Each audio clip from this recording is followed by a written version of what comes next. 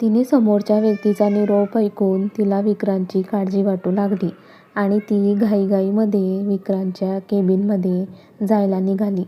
त्याची एवढी काळजी वाटत होती की ती पूर्णपणे विसरून गेली होती की तिला विक्रांतचा राग आलाय म्हणून. आणि इकडे तिला असे घाईघाईमध्ये येताना बघून विक्रांतच्या चेहऱ्यावर स्माईल येत होती. तोच त्याच्या केबिनचा दरवाजा ओपन झाला आणि ती विक्रांतच्या जवळ जाऊन त्याच्या कपाळाला हात लावत, "विक्रांत, तुम्ही ठीक आहात ना? तुम्हाला ताप आलाय ना? चला डॉक्टरकडे जाऊया." ती खूप काळजीने त्याला विचारत होती आणि तिची काळजी बघून विक्रांत स्माईल करत तिच्याकडे पाहत होता. जाईचे लक्ष त्याच्याकडे जाते तर तो हसत असतो. ती रागाने त्याच्याकडे पाहत, "म्हणजे तुम्हाला काहीही झालेलं नाहीये. मला इथे मुद्दामून खोटं सांगून बोलावले ना तुम्ही? तुम्ही खूप वाईट आहात." आणि ती वळून जायला लागणार की विक्रांतने तिच्या कमरेत हात घालून तिला त्याच्या मांडीवर बसवले. तो प्रेमाने तिच्याकडे पाहत होता तर ती मात्र त्याच्या मांडीवरून उठण्याचा प्रयत्न करत होती. त्याने तिचा चेहरा ओंजळीत घेतला आणि ती बोलायच्या आधीच तिच्या ओठांवर ओठ टेकवून पॅशनेटली तिला किस करू लागला. खूप फोर्सफुली तो तिला किस करत होता. आधी जाई त्याला साथ देत नव्हती पण हळूहळू ती पण त्याला साथ देऊ लागली. आता दोघांना श्वास घ्यायला त्रास होत होता. तसे ते दोघं बाजूला झाले आणि जोराने श्वास घेऊ लागले. जाई रागाने विक्रांतकडे पाहत होती आणि विक्रांत त्याच्या ओठांवरून हात फिरवत स्माईल करत तिच्याकडे पाहत होता. इकडे विक्रांतने रचनाला ऑनलाईन मीटिंग अटेंड करायला सांगितलेली होती.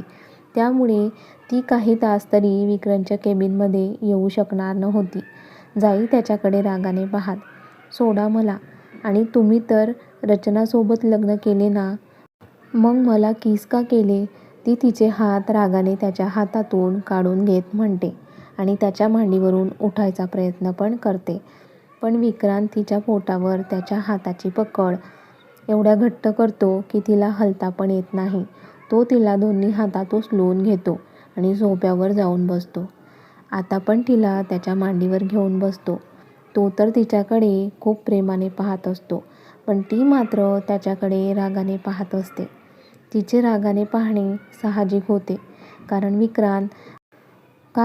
विक्रांत वागलाच तसा होता. तो तिचा हात हातात घेऊन तिच्या डोळ्यात पाहत, "मी तुला तुझ्या सगळ्या प्रश्नांची उत्तरे द्यायला तयार आहे. पण त्याआधी मी तुला जे काही सांगेन तू ऐकून घ्यायचे आणि माझ्यावर विश्वास ठेवायचा. कुठलाही गैरसमज करायचा नाही." ती गोंधळून त्याच्याकडे पाहत असते कारण तिने याआधी विक्रांतला खूप वेळा विचारण्याचा प्रयत्न केला होता पण त्याने तिला काही सांगितले नव्हते. पण आता तो स्वतः तिला सांगत होता. ती एक दीर्घ श्वास घेऊन त्याच्या हातावर हात ठेवत, सांगा तुम्ही, मी ऐकते." आणि विक्रांत बोलायला लागतो, "मी तिकडे गेलो होतो तेव्हा मला इंडियामधून काही डॉक्युमेंट्स हवे होते आणि ते रचनाकडे होते. मी तिला सांगितलेले ते डॉक्युमेंट्स घेऊन ऑफिसमधून कुणाला तरी इकडे पाठव. पण रचनाने तसे न करता ती स्वतःच ते डॉक्युमेंट्स घेऊन तिकडे आली. खरं तर तिचे तिकडे येणे मला आवडले नव्हते पण माझा नाईलाज होता. आता ती तिकडे आली होती तर मला तिच्यासाठी रूम सगळं काही अरेंज करावं लागले. असाच एक आठवडा ती तिकडे होती. मी ज्यांच्यासोबत प्रोजेक्ट करणार होतो त्यांनी मला पार्टीला इन्व्हाइट केले आणि नेमकी तेव्हा तिथे रचना पण असल्यामुळे तिला पण इन्व्हाइट केले. आम्ही दोघं संध्याकाळी सोबतच पार्टीला गेलो होतो. रचना मुद्दाम माझ्याजवळ यायचा प्रयत्न करत होती. ते मला अजिबात आवडत नव्हते. पण पार्टी असल्यामुळे बरीच मोठी लोकं तिथे आली होती त्यामुळे मी शांत बसलो होतो. पण त्याचाच फायदा रचनाने घेतला आणि तिने मला डान्ससाठी विचारले. मी नाही म्हणत होतो पण ती माझा हात पकडून मला डान्स करायला घेऊन गेली. डान्स झाल्यानंतर ती आमच्या दोघांसाठी ड्रिंक घेऊन आली. पार्टीत ड्रिंक नॉर्मल असल्यामुळे मी पण घेतली पण ते घेताच मला खूप वेगळे फील व्हायला लागले. काय होत होते कळत नव्हते पण गरगरल्यासारखे होत होते. तरी मी स्वतःला सावरत माझ्या क्लायंटला भेटलो आणि त्यांचा निरोप घेऊन जायला निघालो. तेव्हा पण रचना माझ्यासोबत होती. आम्ही हॉटेलला येईपर्यंत मला झोप लागलेली होती. म्हणजे मी बेशुद्ध झालेला होतो आणि त्याचाच फायदा रचनाने घेतला. ती मला माझ्या रूममध्ये हॉटेल स्टाफच्या मदतीने घेऊन आली आणि सकाळी जेव्हा मला जाग आली तर ती माझ्या चेस्टवर डोकं ठेवून झोपलेली होती. माझ्या अंगावर फक्त शॉर्ट्स पॅन्ट होती. माझे डोके खूप जड झाले होते. मला तर काही आठवतच नव्हते. त्यात ही रचना माझ्या रूममध्ये माझ्या अंगावर झोपलेली आहे हे बघून मी घाबरून बेडवरून बाजूला झालो. त्यात माझे डोके पण दुखत होते. मला तर कळतच नव्हते हे सगळं काय झाले म्हणून. कारण काल रात्री पार्टीला गेलो ते मला आठवत होतं, पण पुढे काय झाले ते काहीही मला आठवत नव्हते. मी पटापट माझे आवरले आणि हॉटेलच्या बाहेर पडलो. एका शांत ठिकाणी जाऊन बसलो आणि आठवण्याचा प्रयत्न करत होतो, पण काहीही आठवत नव्हते. तेव्हा मला तुझी खूप आठवण येत होती जाई. माझ्याकडून चूक झाली आहे असे मला वाटत होते. तुला कसे सांगावे याचा मी विचार करत होतो आणि तुला हे सांगितले तर तू माझ्यावर विश्वास ठेवशील की नाही हे मला माहिती नव्हते आणि मला तुला गमवायचे नव्हते जाई. तो हे बोलत असताना त्याचे डोळे पाणावतात, पण जाई त्याच्या गालावरून प्रेमाने हात फिरवत त्याला शांत करण्याचा प्रयत्न करत असते. त्याच विचारात मी हॉटेलला जायला निघालो आणि माझा ॲक्सिडेंट झाला आणि मी हॉस्पिटलाइज झालो. म्हणून मला इंडियामध्ये यायला वेळ लागला. इकडे रचना मला हॉस्पिटलमध्ये भेटायला आली आणि तिने जे सांगितले ते ऐकून माझ्या पायाखालची जमीनच सरकली. कारण तिचे असे म्हणणे होते की पार्टीच्या रात्री मी तिच्यासोबत पूर्ण रात्र घालवली आणि त्यातून ती माझ्यापासून आणि विक्रांतपुढे बोलायचा थांबला. पण जाईला समजले त्याला काय बोलायचे आहे ते. आता जाईला विक्रांतने खरं खरं सांगितले होते. म्हणून मी इथे इंडियामध्ये आल्यानंतर तुला कसे फेस करणार याची मला भीती वाटत होती. म्हणून तुझ्याशी रूडपणे वागलो. त्यात ती रचना मला इमोशनली ब्लॅकमेल करत होती. माझ्याशी लग्न कर, नाहीतर तू काय केले आहे म्हणून सगळ्यांना कळवायला मला वेळ लागणार नाही. आणि तुला तर माहितीच आहे जाई, क्षीरसागर फॅमिली किती मोठी आहे आणि असे जर रचनाने माझ्याबद्दल बाहेर सांगितले असते तर आपल्या फॅमिलीला किती वाईट गोष्टींचा सामना करावा लागला असता. म्हणून मी त्या रचनाला आपल्या घरी घेऊन आलो. पण तिच्याशी मी लग्न केले नाही. तिला फक्त मंगळसूत्र घालायला दिले आणि सांगितले मी तुझ्याशी लवकरच थाटामाटात लग्न करेल आणि ती पण तयार झाली. तो जाईचे हात घट्ट पकडत, जाई खरंच यात माझी काहीही चूक नाही आहे. मी कधीच तुझ्याशिवाय दुसऱ्या कोणाचा विचार केला नाही. मी फक्त तुझ्यावर प्रेम करतो जाई. रचनाबद्दल माझ्या मनात फक्त ती माझी एक चांगली मैत्रीण आहे एवढंच मला वाटतं. त्या पलीकडे काहीच नाही. पण रचनाने मला पूर्णपणे अडकवले आहे. त्यात घरातील सगळे मलाच दोष देत आहे. पण घरातील सगळ्यांना कसे सांगणार होतो मी. म्हणून आज विचार करून तुला सगळं सांगायचे ठरवले. आता जे काही होते ते सगळे खरं खरं मी तुला सांगितलेले आहे. तुझा जो काही निर्णय असेल तो मला मान्य असेल, पण तू मला सोडून जाऊ नकोस एवढंच मला वाटत आहे. आणि तो तिला घट्ट मिठी मारून रडायला लागतो. आय रिअली लव्ह यू जाई. खूप प्रेम करतो तुझ्यावर. तू फक्त माझी आहे. तुझ्याशिवाय मी कधीच दुसऱ्या कोणाचा विचार केला नाही.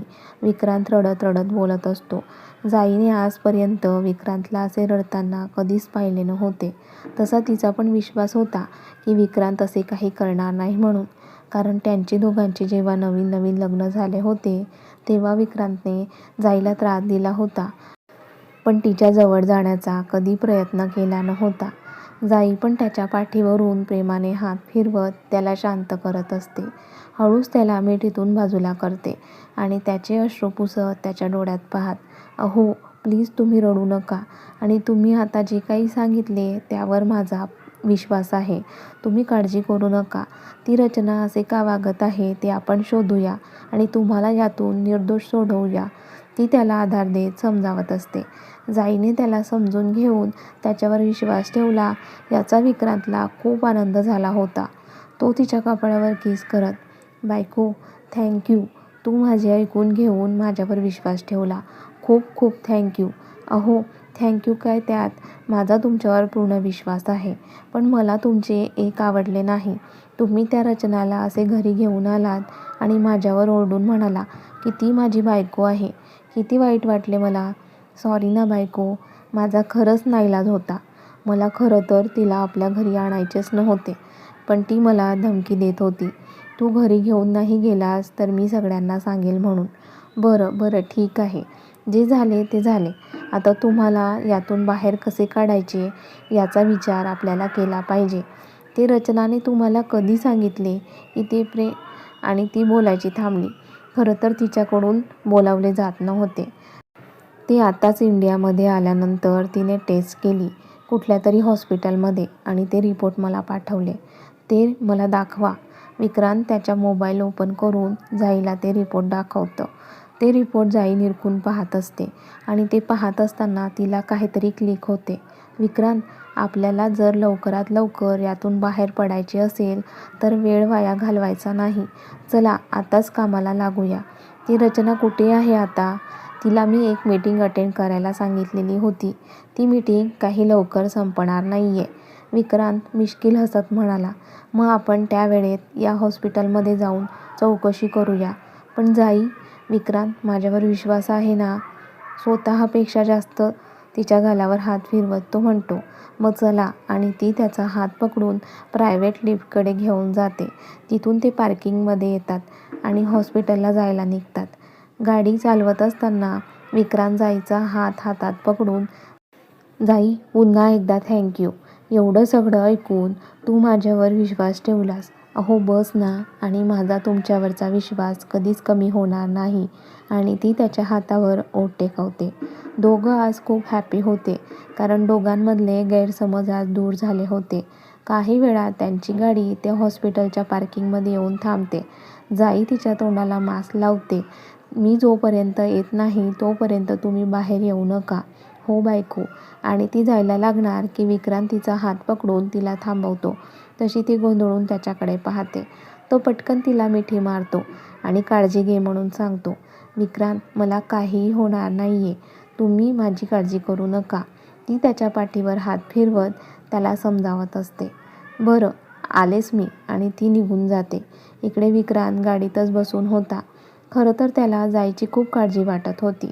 तिने रिसेप्शनला जाऊन तिची अपॉइंटमेंट घेतली आणि नॉर्मली तिच्या टेस्ट करायला आत गेली. टेस्ट करून झाल्यानंतर तिला आता महत्त्वाचे काम करायचे होते. ते म्हणजे रचना इथे कधी आली ते तिला शोधायचे होते. ती वाट बघत होती रिसेप्शनिस्ट कधी तिला एकटी भेटते आहे म्हणून. आणि शेवटी ती एकटी भेटली आणि जाई तिच्याजवळ जाऊन तिला सगळं सांगते. ते रिपोर्ट पण दाखवते. ते रिपोर्ट बघून रिसेप्शनिस्टला खात्री पटते आणि ती जाईची मदत करायला तयार होते.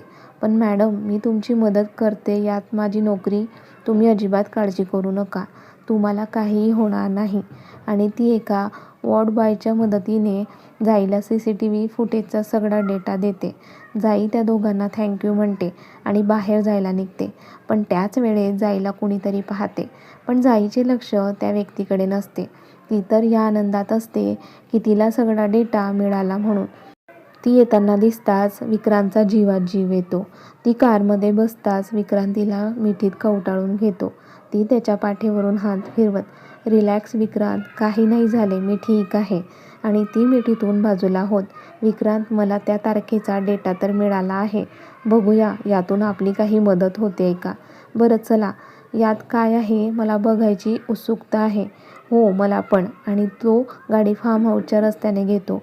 कधी ते फार्म हाऊसला पोहोचतात असे त्यांना दोघांना झाले होते. गप्पा मारत सॉंग ऐकत ते जात होते की विक्रांतचा फोन वाजतो. तो पाहतो तर निलेशचा फोन असतो. हा बोल निलेश, आज माझी कशी आठवण झाली? साल्या तू 1.5 महिना बाहेर गेला होतास. तू इकडे आला तरी मला फोन केला नाही. मी फोन केला तर वरून म्हणतोय आज माझी कशी आठवण झाली म्हणून. झाली तुझी मस्करी करून, विक्रांत हसत बोलतो. बरं कसा आहेस? मी मस्त. तू सांग तू कसा आहेस? मी आणि जाई पण मस्त. बरं तुम्ही दोघं हॉस्पिटलला काय करत होता? म्हणजे तू बाहेरच दिसला. जाई वहिनी आत गेल्या होत्या एकट्या. तुमच्याकडे पण गुड न्यूज आहे का? निलेश त्या दोघांना चिडवत बोलतो. तसा विक्रांत कचकन ब्रेक दाबून गाडी थांबवतो आणि ते दोघं सोबतच काय म्हणून ओरडतात. अरे एवढे ओरडायला काय झाले? गुड न्यूज आहे तर सांगायचे, असे ओरडायचे नाही. विक्रांत निलेशला शांत करत, निलेश आधी तू शांत हो आणि आमचे बोलणे ऐकून घे. अरे काय ऐकायचे आहे आता? हे बघ निलेश, तू समजतोय तसे काहीही नाहीये. मग कसे आहे? ते म्हणजे आम्ही हॉस्पिटलला गेलो होतो, पण वेगळ्या कारणासाठी गेलो होतो. आणि जर गुड न्यूज असती तर आपण पार्टी केली असती ना, असे लपवून थोडी ना ठेवले असते. विक्रांतचे बोलणे ऐकून निलेश आता कुठे भानावर येतो आणि त्या दोघांना सॉरी म्हणतो. असेच काही वेळ बोलून ते फोन ठेवतात. फोन ठेवल्यानंतर जाई विक्रांत एकमेकांकडे पाहत हुश म्हणतात. बापरे, आज निलेशने पाहिले आणि किती मोठा गैरसमज करून घेतला. तरी मी मास्क घालून गेले होते, पण त्यांनी ओळखले मला. जाऊ दे, आपल्याला फार्म हाऊसला जायचे आहे. आणि ते तिकडे जायला निघतात. काही वेळातच ते तिकडे पोहोचतात. फ्रेश होऊन हॉलमध्ये शांत बसतात. विक्रांत, मला वाटतं आपण निलेश, वैष्णवी, मोहित, सारिका यांची मदत घ्यायला हवी. मला पण तेच वाटत आहे जाई. थांब, मी आताच फोन करून त्यांना बोलावून घेतो. आणि तो निलेशला फोन करतो आणि सगळ्यांना घेऊन फार्म हाऊसला ये म्हणून सांगतो. इकडे निलेश गोंधळून, आताच तर बोललो या दोघांसोबत तेव्हा नॉर्मल होते, मग आता फार्म हाऊसला का बोलवलं असेल? जाऊन बघावं लागेल.